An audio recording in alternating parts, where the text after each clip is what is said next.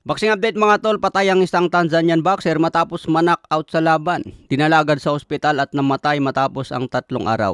Ito ang sinapit ni Hassan Gaya, may kartadang 3 wins, 3 loss. Edad 29 at namatay sa ospital noong December 30. Literal na hindi na umabot ng bagong taon dahil sa pagboboxing. Ayon sa kanyang record, huling laban niya taong 2022 pero muling nagbalik noong December 27, 2024. Sa kasamaang palad, knockout ang inabot ni Hassan Gaya. Hindi maganda ang tama sa ulo kaya dinala agad sa ospital. Nagkaroon ito ng brain damage at binawian ng buhay matapos ang 3 araw sa ospital. Hindi talaga natin pwedeng paglaruan ang boxing mga tol, lalo na kung walang proper training. Pwede kang makaligtas sa ibang laban pero kung matamaan ka ng solid at nagdugo ang utak, pwedeng buhay ang kapalit. Kaya ang pagboboxing buhay ang nakataya. Makita sa estilo ni Hassan Gaya sa bayan ng suntok, kung ganito ka lumaban talagang hindi tatagal ang karir.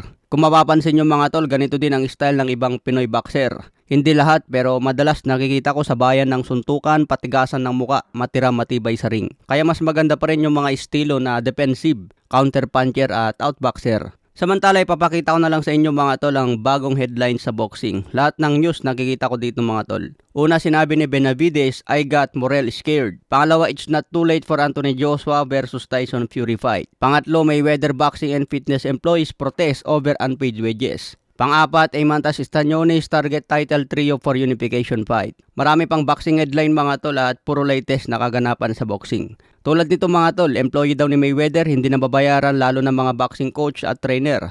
Marami daw pinangako ang gym at kulang-kulang ang sahod at late na rin magpasahod. Wala daw kwenta ang malaking kumpanya ni Mayweather, hindi kaya magpasahod ng tama sa mga employee. Aba, kailangan pansinin ito ni Big Boss na si Mayweather. Hindi na kasi trabaho ni Mayweather ang magpasahod dahil may mga tauhan si Mayweather na gumagawa niyan. Sa isang kumpanya, meron yan treasurer at HR, kumbaga yung tagahawak ng employee. Ibig sabihin, hindi nagagawa ng tauhan ni Mayweather ang kanilang trabaho na magpasahod ng tama sa mga coaches. Sa ngayon, may protesta galing sa mga employee kaya kailangan pansinin ito ni Mayweather. Dahil pangalan din ni Mayweather ang masisira dyan at kumpanya. Sa ibang banda, David Benavides nakita daw niya sa mata ni Morel na may takot at kaba. Kaya sa February 1, kumpiyansa si Benavides na matatapos ito sa knockout. Siguraduhin lang ni Benavides na tapusin ito sa knockout dahil isasagad ko na ang pusta.